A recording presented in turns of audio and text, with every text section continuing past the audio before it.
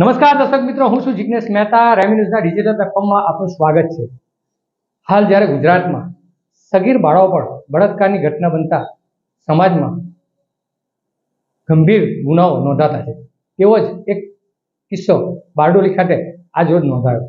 બારડોલીમાં એક સગીરને social media થકી પ્રેમજાળમાં પ્રેમીએ ફસાવી અને ત્યારબાદ તેના 3 સાથી મિત્રોએ પણ સગીરાને પ્રેમ સંબંધ બાંધવા જાહેર કરવાની ધમકી આપી હતી. સગીરાએ બારડોલી ટાઉન પોલીસમાં ફરિયાદ આપતા ગણતરીના કલાકોમાં જ પોલીસે 4 હવસખોરોને અટકાયત કરી છે. જોઈએ આ સ્પેશિયલ રિપોર્ટમાં.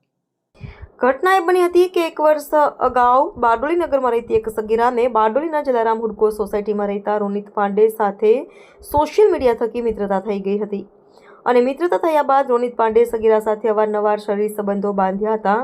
જોકે આ વાત અહીંથી નહીં અટકતા રોનિત પાંડેના સગીરા સાથેના સંબંધ અંગે તેના મિત્રોને પણ જાણ કરી હતી, જેથી રોનિત પાંડેના અન્ય 3 સાથી મિત્રોની પણ સગીરા ઉપર દાનત બગડી હતી. સગીરાના રોનિત પાંડે સાથેના ઘણા લાંબા સમયથી સંબંધ હોય આ 3 સાથી મિત્રોએ પણ સગીરાને ઇન્સ્ટાગ્રામ મારફત મિત્ર બનવા માટે રિક્વેસ્ટ મોકલી હતી. અન્ય 3 ઇસમો પણ સગીરા સાથે સોશિયલ મીડિયા થકી જોડાયા હતા અને બાદમાં કૃષ્ણનગર ખાતે રહેતો દીપાંશુ તોમર નામના યુવકે આ સગીરાને રોનિત પાંડે સાથેના સંબંધોના ફોટા અને વિડીયો વાયરલ કરવાની ધમકી આપી હતી અને ફોટા વાયરલ નહીં કરવાનું જણાવી દીપાંશુ તોમરે પણ સગીરા પર બળાત્કાર ગુજારવાની હકીકત બહાર આવી છે અને કુણાલ પારેખ અને સની રાજપૂત પણ આ સગીરાને પોતાની સાથે સંબંધ બાંધવા માટે ધાક ધમકીઓ આપી શારીરિક અડપલા કરવા મજબૂર કરી હતી. કમનસીબે બારડોલી ટાઉન પોલીસ સ્ટેશનમાં BNS અને protection of child sexual offence તેમજ એટ્રોસિટી એક્ટ મુજબ આજે એક ગુનો દાખલ કરવામાં આવેલો છે. તેમાં 17.5 વર્ષની દીકરી છે એને રોનિત પાંડે સાથે એકાદ વર્ષ પહેલા એ સંપર્કમાં આવેલ અને એની મિત્રતા થયેલ. આ મિત્રતામાં એનીને ભોળવી લાલચ આપી અને એની સાથે અવારનવાર રોનિત પાંડે બળાત્કાર કરેલ.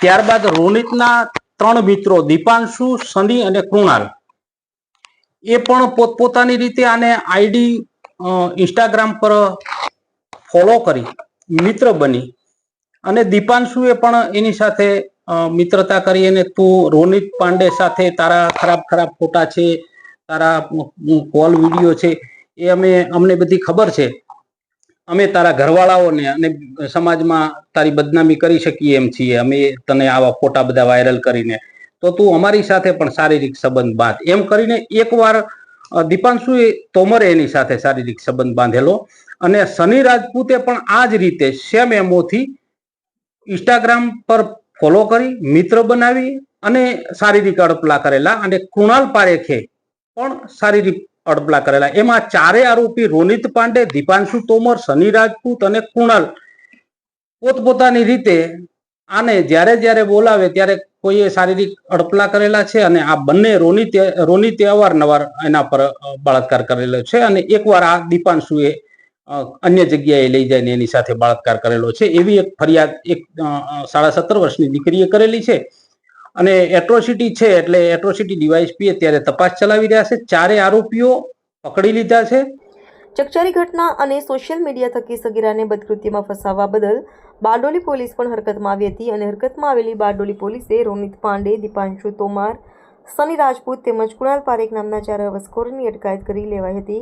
જોકે આ 4 પૈકી બારડોલીના રજની ગંધારો હાઉસમાં રહેતો કુણાલ પારેખ અગાઉ પણ અનેક યુવતીઓ સાથે પ્રેમ સંબંધ બાંધી લગ્નની લાલચ આપી અને યુવતીઓને પોતાની મોહજાળમાં ફસાવી ચૂક્યો હોવાની પણ વિગતો પોલીસ સમક્ષ બહાર આવી. એકાદ વર્ષથી આને રોનિત સાથે સંબંધ મિત્રતાના સંબંધ થયા અને મિત્રતાના સંબંધમાં આ સગીર દીકરી છે એટલે એને પ્રેમમાં ફસાવી અને એની સાથે શારીરિક સંબંધ બાંધ્યો. બાદમાં આ 3 છે એ આ રોનિતના મિત્રો છે એટલે સ્વાભાવિક છે, મિત્રો છે, અંદર વાત કરી છે કે આ છોકરી સાથે મારે આવી રીતના પ્રેમ સંબંધ છે એટલે દીપાંશુએ એના ફોટા બીજા વાયરલ કરવાની બીક આપી અને એના ઘરે એની સાથે એકવાર ક્યાંક અન્ય હોટલમાં લઈ જઈને એની સાથે શારીરિક સંબંધ બાંધેલો અને સની અને કૃણાલ જે છે એ લોકોએ શારીરિક અડપલા પોતપોતાની રીતે આ ઇન્સ્ટાગ્રામ ઉપર એને ફોલો કરીને મિત્ર બનાવીને અડપલા કરેલા. ત્યારબાદ આ પોલીસ સ્ટેશને આવી અને સમગ્ર હકીકત જાહેર કરેલી અને એ બાબતે ફરિયાદ દાખલ કરેલી.